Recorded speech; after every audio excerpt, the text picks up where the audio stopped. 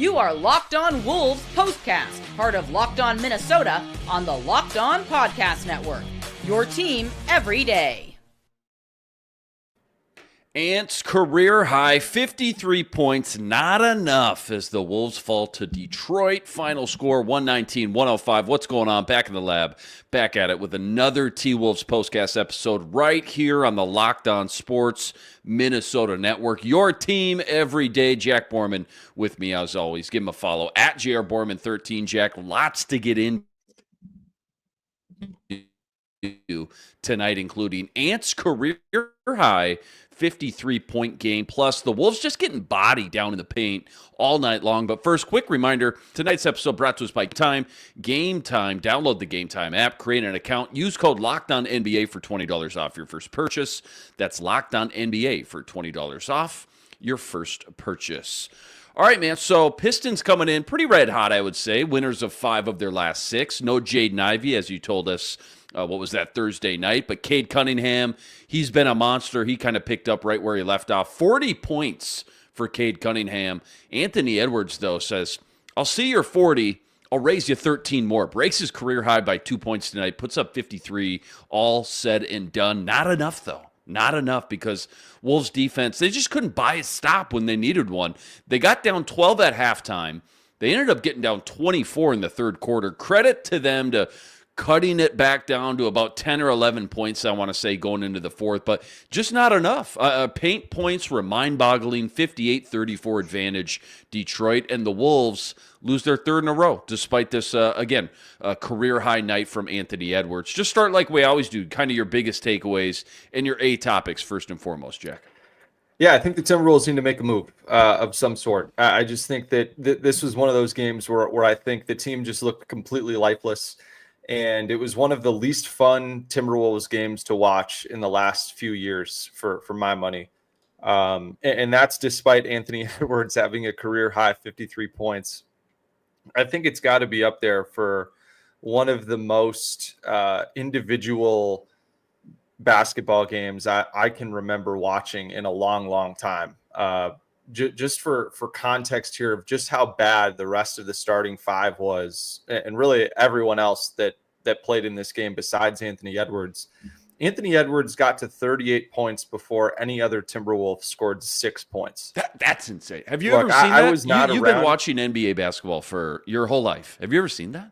I can't ever remember seeing that in a game. I think, the only other super individual games I can remember on that level were when James Harden and Kyrie Irving were both hurt in that playoff series against the Milwaukee Bucks a few years ago, where Kevin Durant just went absolutely bananas for the Nets. And ironically, KD was the guy who held the scoring record at Little Caesars Arena before Ant broke it tonight. And I just think that, for that to take place, Rudy Gobert just looks completely checked out on offense. At the start of this game, Anthony Edwards was getting, doubled. They were playing boxes and elbows. This is a very long Detroit Pistons starting 5 now with Asar Thompson in there instead of Jaden Ivey between, him and Cade Cunningham and Tobias Harris and Jalen Duren. Those are all guys with 7-foot plus wingspans. And Tim Hardaway Jr., I think, is like 6'4" and has got a pretty plus wingspan too. So it's just a very long team. And for a team like that really likes to pack the paint and generally really controls the paint matchup in these games, there just wasn't a whole lot of space for Ant to work. And so early in this game, he was getting off the ball and finding Rudy Gobert on the short roll, hit Rudy Gobert 3 different times for opportunities for Rudy to pass. And I've normally been one to praise Rudy Gobert's playmaking, especially since he got here. He's taken leaps and bounds growth in that area, but he was really poor in this game and has not been very good for the majority of this season in those situations. And, he had 3 turnovers in the first 4 or 5 minutes of this game. You could tell Ant was frustrated. You could tell everyone else was really frustrated. And there just weren't many opportunities for Gobert to score. He didn't create many opportunities for himself to score.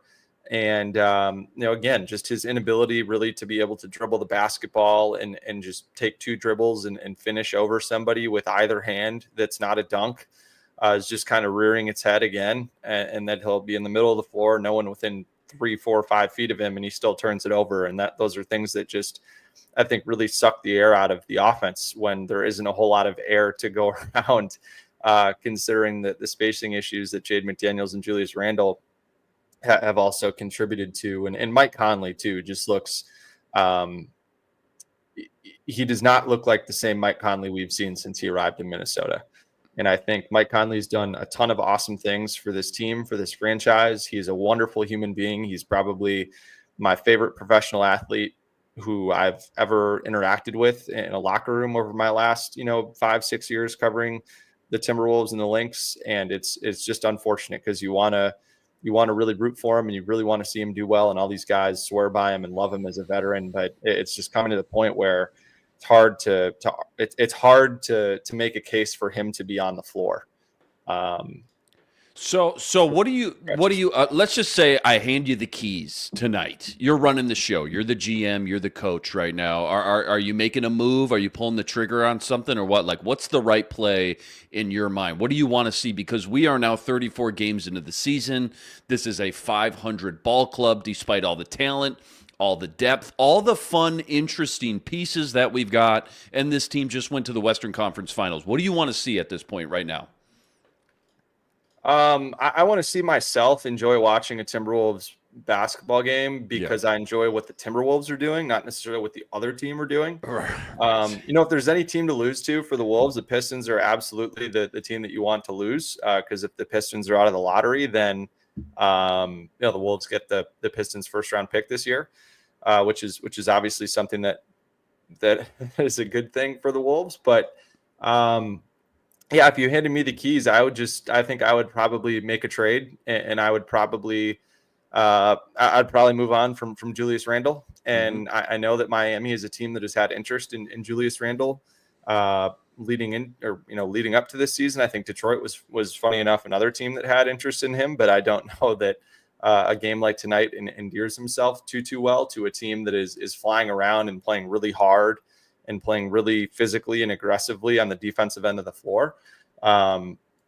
I think Randall, could disrupt that a little bit, but they certainly do need more size. No question about that. So I think, I would certainly think the Wolves would try to, at least get in the Zoom call with whatever teams are talking to the Miami Heat for Jimmy Butler, and see not necessarily for Jimmy Butler to come back here, but for Julius Randle potentially to be on the move to Miami or another team. I think that there's certainly an opportunity for that to happen. And I just think the Timberwolves right now need to put as much space around Anthony Edwards as they can. And I think that, another opportunity or another option for them would be to lean into Jaden McDaniels being more of a 4 than a 3. And so, maybe that results in the Timberwolves maybe, trying to acquire a backup 5 and just have Nas and Jaden be your 4s. And, Jeff, by the way, Jeff, in the comments, I was not suggesting that the Wolves trade for Jimmy Butler. That was not what I was suggesting. So you just know Miami is interested. That's where you start as the front just office. That Miami's interested in Randall. Yeah. And so maybe you could get in as a 3rd team or a 4th team in one of those trades. So I certainly think that's part of it. And I think, and I think part of it too for the Wolves is just that I think that when you put more spacing around Ant, not only does it help Ant, but it also helps Rudy Gobert. And I think that Rudy Gobert would probably be a little bit more effective offensively with having a more spaced out defense and being able to crash the glass a little bit easier. And I think guys be able to find him a little bit more easily in the paint because the passing lanes aren't as clogged with teams just sagging in, playing boxes and elbows, packing the paint. And, right. And I think that's, also just kind of a byproduct of the spacing issues that the Timberwolves have had. And I think too, like when you just look and the other part of it too, the last thing I'll say here, Luke, is just for Ant, Jaden, Nikhil, Nas, and Dante to all make their first 3 in this game. Ant then went 9 of 14. Nikhil went 1 of 6. Nas went 1 of 3. Dante went 1 of 4, and Jaden went 0 of 1. I mean, they all started out hot. Yeah, you got thinking, all right, DDV this is gonna 0 be a for good 4. game. So, like, combined, those guys were 2 for 14? The rest of the game. Brutal. Yeah. So it just shaping up to be like, this is going to be a fun game, good game, and it just didn't end up that way for the Timberwolves, and it was just, I think, even more frustrating because Ant was as good as he was, and no one else really joined him. So. Last one real quick before we move on to segment 2. I know a lot of people, that's going to be music to people's ears about, if you had the keys, if you were running the show, moving on from Julius, get some more interesting pieces in the mix. What about the point guard position, though? Mike, would you just shelf him for a long, extended period of time and say, dude, you don't need to rush back anymore. Let's just get you healthy here, or as healthy as you could possibly get, whatever that looks like, and just give the keys to Dillingham? Would you maybe go, every other game and sit Mike? Would you have him just come off the bench? What's your ideal kind of? We're not doctors. We don't know, his health situation, what the ceiling is, if he would kind of benefit from an extended period of time out. But just knowing what you're around the team, what is the kind of ideal blueprint, I guess, at that point guard position with the pieces they have right now? Yeah, it's a really good question, Luke, and I think it's tough. I think you got to honestly look at the Celtics as a team that you can somewhat compare how the Wolves would, should be playing. And obviously, it's very tough to just say the Wolves should play like the Celtics, but the Celtics don't really have a true point guard. They just have different guys that can bring the ball up the floor, and they get off it early, and then they all move without the basketball really well. They don't hold the ball. They make quick decisions. It's a lot of what we've seen from some lineups that the Timberwolves have had, especially that Nikhil, Dante, Josh, Randall, and Reed fivesome. It's just it's less about having a point guard and more about just having guys that are going to move the ball, make quick decisions, and be able to space the floor and move without the basketball. And I think your point about Conley is a good one in that we don't really know if it's injury related something or if it's just age or what the case may be is, but I just think the Timberwolves need to shake something up.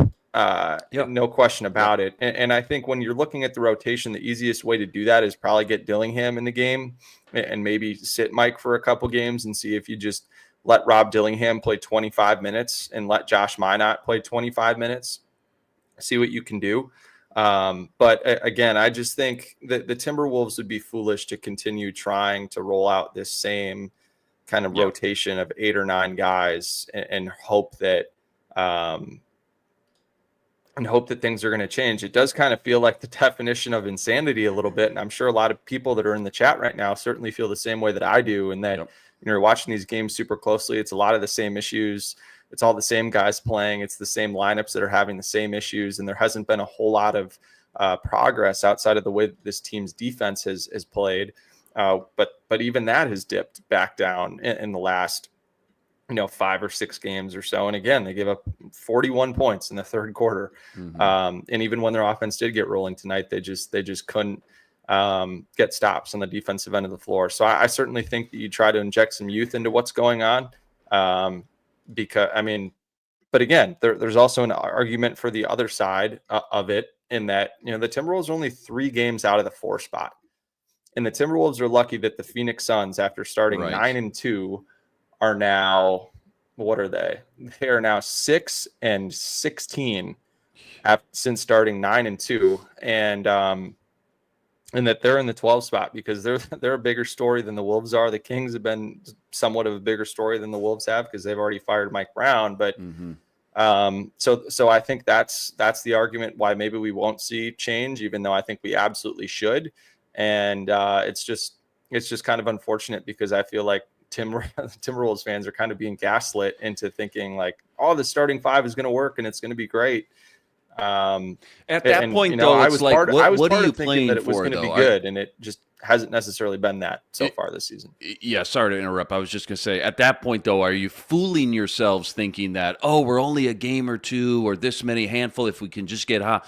Okay, but then what, though? This West is so loaded. So what? So, you make the playoffs as a 7 or 8 seed, and then you just get bounced in the first round anyways? Like, coming off the Western Conference Finals, obviously, everybody's ceiling and kind of expectations were so high. So anything below that now is going to be a disappointment. But that's just what happens in every sport, when you're coming off such a monster high and a great season like that. We got to jump to segment 2. Plenty more to dive into. I want to talk about these turnover problems that continue to kill this team. That's all coming up right after this. Quick reminder, tonight's episode brought to us by FanDuel. FanDuel, America's #1 sportsbook, an official sportsbook partner of the NBA. Right now, FanDuel is giving you a chance at a huge return, best return I've seen all year, $250 in bonus bets guaranteed when you win your first $5 wager. Why I love FanDuel. When you get the hunch in the middle of the game, you can go check out the latest stats. You can view live play-by-play and so much more, all on the same page where you place your bets. Again, $250 in bonus bets guaranteed when you win your first $5 wager. Go check it all out over at FanDuel.com. Get in on some NBA future action while you're there. Anthony Edwards, MVP odds sitting at 20-1. Wonder if that'll go up now after his career night. It's all sitting up over at FanDuel.com. Again, check it all out over at FanDuel.com and get $250 in bonus bets guaranteed when you win your first $5 wager. FanDuel, America's #1 sportsbook, an official sportsbook partner of the NBA. All right, a little more deep dive on this one. Again, turnovers just continue to haunt this team. It is so frustrating to watch. Granted, the Wolves, I know you put in your notes, played better transition defense tonight, but what do you make of those two categories, I guess, and what you saw tonight? Yeah, no question about it. The two strengths really of these respective teams was, Detroit's ability to win in the paint and the Timberwolves' ability to win in the 3-point line. And Detroit absolutely dominated in the paint. They were up 28-2 in paint points. 28-2. At one point midway through the second quarter, and that just kind of speaks again to the spacing issues that the Timberwolves had, because Detroit had 3 or 4 guys in the paint one time, and they have a really long rotation. So, long in terms of their wingspan. And they ended at 58-34, so plus 24 in the paint. They won 13-7 in offensive rebounds. They won 15-6 in second chance points. And the Timberwolves, the Timberwolves 6th in 3-point attempts, 5th in 3-point percentage. They won on the 3-point line in terms of scoring, 48-39. So they had 16 made threes. Detroit only had 13. But Detroit still won that battle, I guess, if you will, the paint scoring differential versus the Timberwolves 3-point scoring differential by 13. So that was kind of the game right there, I thought. And then on the fast break, coming into this game on the season, the Pistons 17.1 points per game in transition. That's exactly what they finished with tonight. 7th in the NBA in transition scoring. They're also top 10 in transition defense in the last 5 games, at just holding opponents just under 14 transition points a game. And their transition differential plus 1.6 on the season, which is 10th. But they're plus 5 about in the last 5 games, which is 7th. So they've been getting better in that area, and certainly losing Jaden Ivey hurts with just how much of an insane athlete he is. But again, they were plus 10 in fast break scoring differential. But again, Detroit probably should have had 25 or 30 fast break points, considering the quality of opportunities that they had. And the Timberwolves forced a good amount of turnovers in transition. And so the Timberwolves were one of, if not the league's best transition defenses in terms of transition defensive rating last year. They certainly have fallen off a little bit this year, but I thought their transition defense was pretty good to hold them to only 17 points in that area tonight. And then again, just the turnovers for the Timberwolves continue to be killer. And it's all because guys are holding the ball and trying to do too much and playing isolation and dribbling it off their legs, or going up for layups and getting the ball smacked out and having it go off their thighs, or dribbling too far into the paint and then jumping and there's no one to throw it to, and then they turn it over. They had 4 or 5 of those tonight. And again, it's just frustrating that so many of these Timberwolves turnovers continue to be live ball turnovers. You certainly want less than 50% of your turnovers to be live ball turnovers, but 12 of the 17 turnovers for the Wolves tonight were live ball turnovers, and those are just creating so many opportunities for Detroit going the other way against cross match situations where the Timberwolves don't have the right guys guarding Pistons on the other end. You sometimes will get Mike buried in the paint on a center and he's forced to foul, things like that. So How about Thompson, by the way, everywhere on defense? What do you have in unit? 5 steals, was like 5 for 5 or something in the first quarter, something like that. He was outstanding as well. Yeah, him and his brother Inman on the Rockets have just killed the Timberwolves this season. He had 10 points on 5 of 5 shooting, and he had 5 steals in the first 10 minutes of this ball game. And he finished with 10 points on 5 of 5 shooting, and he had 6 steals. So only had 1 steal the rest of the game, but had 10, 10, and 6, and just I think his 4th game as a starter this season, filling in for Jaden Ivey. And those two twins are absolutely tremendous athletes and are tremendous when it comes to being able to just wreak havoc defensively, force deflections, come away with steals that lead to dunks and transition opportunities the other way, and just are right there all over offensive players when you make a mistake or handle the ball weakly around them. So that was certainly a huge factor that jumped out. And that play he had at the end of the first half was absolutely insane on the inbounds pass from Cade that didn't count. But and then how about Cade throwing him the off the glass lob? Yeah, in the first couple. Are the minutes Pistons of the game fun? Are the Pistons fun right now? I'm having fun watching the Pistons. Again, it was another game where I had fun watching the other team, not the Timberwolves. Right. And that's the problem. It is a problem. And it's a problem that it's happening as much as it has. But just to go back to Ant, for some context around Ant, to keep it with the fun part of the night for the Wolves, he didn't score for the first 4.5 minutes of this game. And he had an 8-minute stretch in the fourth quarter where he did not really score. So there were like 12 minutes where 12 of his 44 minutes where he did not score. So he essentially scored 53 points in 33 minutes, which was pretty impressive considering the way that the Pistons were loading up on him. And to see Ant have a huge game with 10 threes was certainly good to see, because I think his 3-point shooting has fallen off a little bit. Obviously not anything to be concerned about. I think when you're shooting that many threes, you're going to kind of live by the 3 and die by the 3, just in terms of the variance that you're going to see from game to game. But certainly great to see Ant get back on the 3-point shooting horse, because I think until they do make a move and they're going to continue on with this starting lineup, it's just going to be a lot of needing Ant to make catch and shoot threes and dribble off of Gobert screens and shoot threes. So I think it's super encouraging to see Ant find other ways to impact the game when he's not able to get all the way downhill. And even when he did get downhill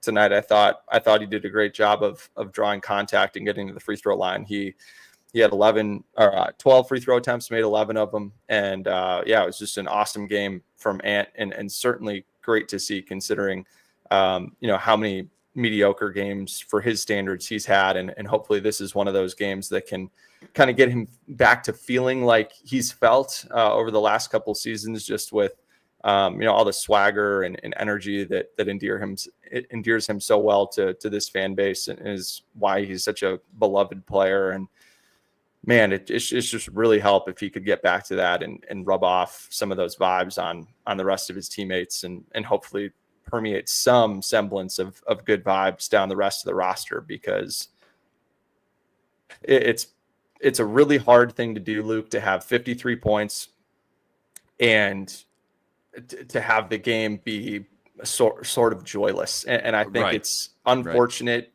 And I think all of his teammates should kind of be looking in the mirror at how they let that happen, because and Rudy Gobert, I thought was right there at the top of the list in terms of guys that just looked like they did not want to be out there tonight.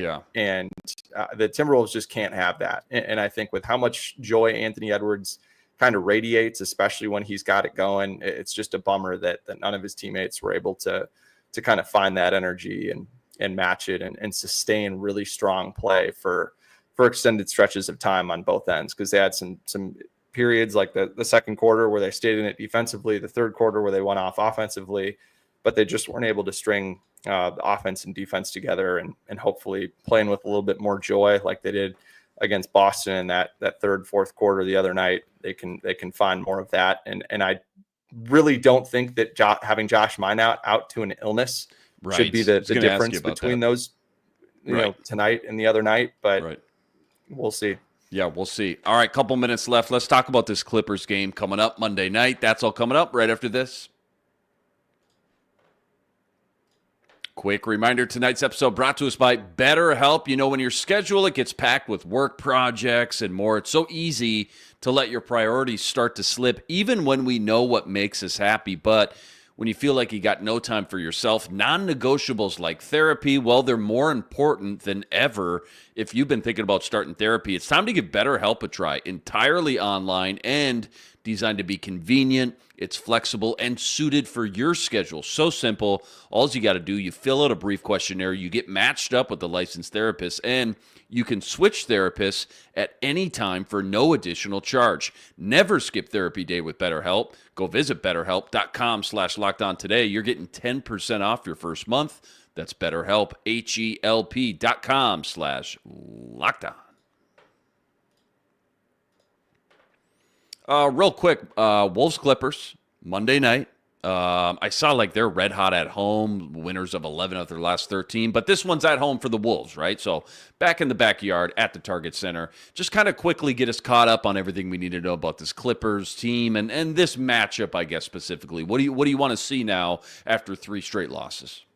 Yeah, I'm curious to see how the fan base is going to receive this team coming home, and I'm curious to see too which Clippers team is going to be there, because Kawhi is making his season debut tonight in Los Angeles against the Hawks, and the Clippers I think have played the Wolves twice now, and neither game they had Norman Powell, who has basically been Paul George reincarnated for the Clippers this season. He was averaging like 24 points a game on 44% shooting from 3, and it was damn near 50, 45, 85 shooting splits. He's been absolutely incredible. And certainly a lot of that has had to do with Kawhi being out and George being gone. So it's been a lot of just Harden and Norm Powell kind of tandem Batman and Robin scoring and leading this offense kind of around that Harden and Zubac pick and roll game that has been so effective for Los Angeles this season. And I just think the Timberwolves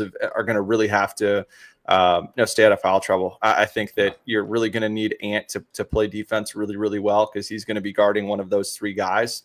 And I think he's certainly going to have to bring it. And I think if Ant can bring it and set a really strong tone on the defensive end of the floor with Jaden McDaniels and those 2 guys can not necessarily take away, but make life a lot more difficult for 2 of those 3 guys that I mentioned, I think the Timberwolves could be in an okay spot. I think that they certainly have the defense to be able to clog the floor when the Clippers get into their bench lineups. And I think it's going to be one of those nights where, that bench triumvirate of Na and Dante and Nas are really going to have to outplay a poor Clippers bench. And if they can do that, then it's just a matter of if the bench can build a big enough cushion for when when the starters kind of go against one another. And I think if Jaden McDaniels can have a good night scoring the ball, or Mike Conley can have a good night scoring the ball, I think that would certainly go a long way, because, if you're going to have Kawhi Leonard guarding Anthony Edwards, and Kawhi Leonard is even remotely close to 100%,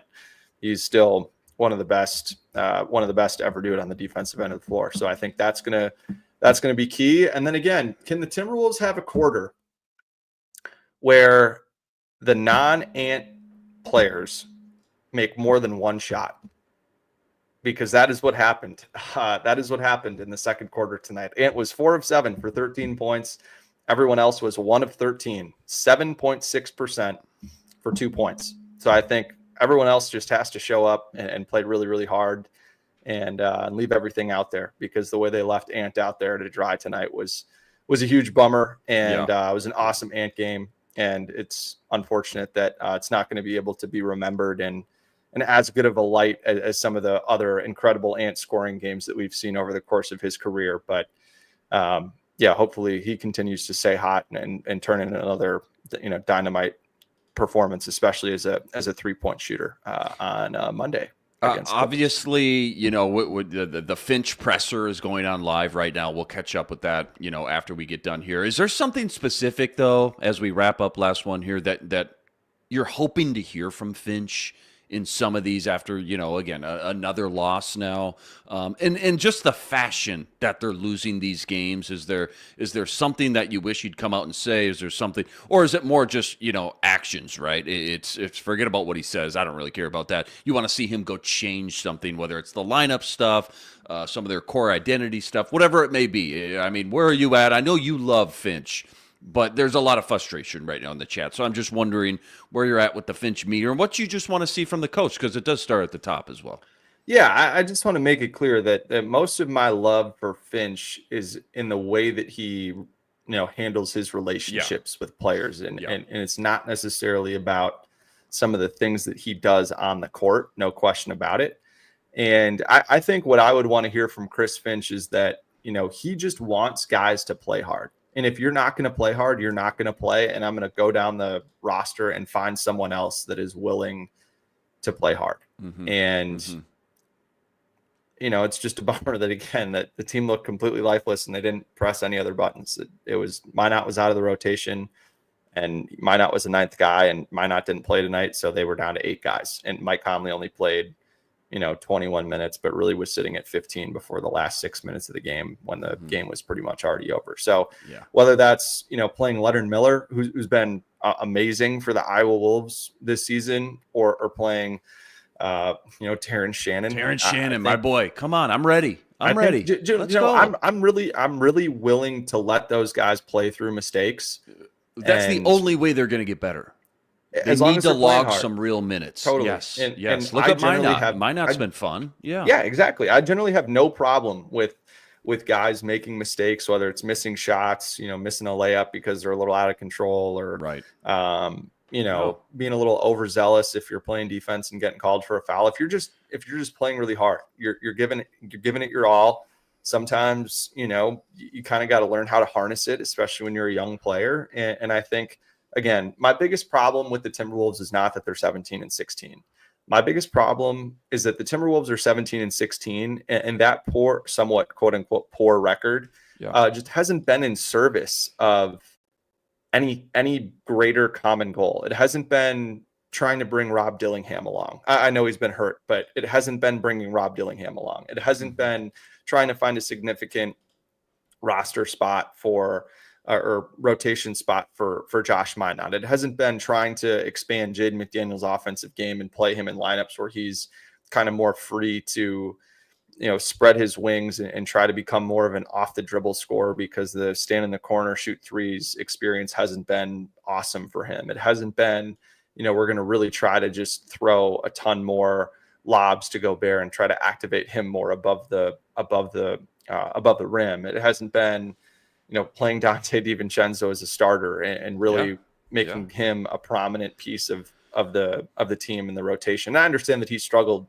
coming here from New York, but again, or that you traded Karl Anthony Towns, maybe the biggest one, that you traded Karl Anthony Towns to seemingly provide more opportunity to scale up Naz Reid into that starting 4 spot, and he hasn't started once. And he's certainly been a better player than Julius Randle has for more than half the games this season. And it's just unfortunate that you haven't serviced any of those goals or tried to accomplish any of those goals. And you're still here anyways at 17 and 17 now after 30, or what is it? 17, 500, 17 and 17, 17 baby. and 17 500. After 34 games. I mean, I asked you after like 8-10 games and they kind of started slow. I said, okay, let's just say that it looks the same, come January. What do you want to at least like get out of that? And you're like, well, if you tell me they're close to 500, another 25 games from now, I hope it's because they're starting all the young guys. I mean, you literally said that point blank, and here we are, 17 and 17, 34 games in, and that's just not the case. So, I just want to call out one question in the chat. So Daryl said, the pieces after the trade do not fit. What is this team's identity? And the whole thing is just, it's supposed to be on the defensive end of the floor, but when you have someone like Julius Randle who's out there, if you just watch him play defense. Just only watch Julius Randle when the team's on the defensive end of the floor. And it's even easier when you're actually at the game. And you see how often he like walks or jogs back up the floor after missing a shot, or how he just completely misses a super obvious transition assignment. Like it's 3-on-3. You're very clearly have to pick up this guy, and he doesn't pick him up and then points at the guy like waiting for one of his teammates to do it. The amount of times he doesn't go for a rebound. The amount of times that's he doesn't me in pickup ball follow a lifetime. cutter. It's like, just dude, all of get those him, things. Get my guy, will you? Yeah, all of those things that this team had done so well, and Karl Anthony Towns, to his credit, did so well for the majority of last season. Just make it, all it takes is one super weak link to kind of, you're only as good as your weakest identity. guy out there, right? Yeah, totally. Yeah, especially on the defensive end when a lot of times Randall's guarding guys that are just kind of standing in the corner 3-point shooters, and that game against Boston, Hauser had probably 6 or 7 wider than wide open threes because Randall just missed defensive assignments, and I think that's what makes it really hard to stick to that defensive identity if someone like that is playing 35, 36 minutes a game. And I think defense is unquestionably where the identity needs to be. I think when the team had that stretch where they won 9 of 13, the defense looked awesome. That was because everyone was playing super hard. And for the most part, Randall was playing a lot harder than he had played at earlier points in the season on the defensive end of the floor. And it's just not there. And I think that it's a great point. I think the Timberwolves are not built like a football team. The conversation that I was having with some other guys and just in the media room after that Celtics game was like, the Celtics are kind of like a football team that builds their roster based on a way that they want to play. Like it's all trying to get scheme fits for Brian Flores on the defensive end. It's trying to get guys that fit what Kevin O'Connell wants to do as a play caller, things like that. And the Timberwolves right now totally feel like they don't have guys necessarily that want, or not that want, but just they don't have guys that fit the way that the Timberwolves want to play offense. And that's just getting off the ball quickly and moving the ball, setting a bunch of screens on the ball, spotting up, having spacers, cutting off of the pick and roll game. And when you don't have that, it's hard to play to an identity. And I think that's a great point. And the fact that, again, 34 games for the season, this team doesn't really have a whole lot of an identity. And coming into this, the Timberwolves on the season were 20th in offense, 7th in defense, 13th in net rating.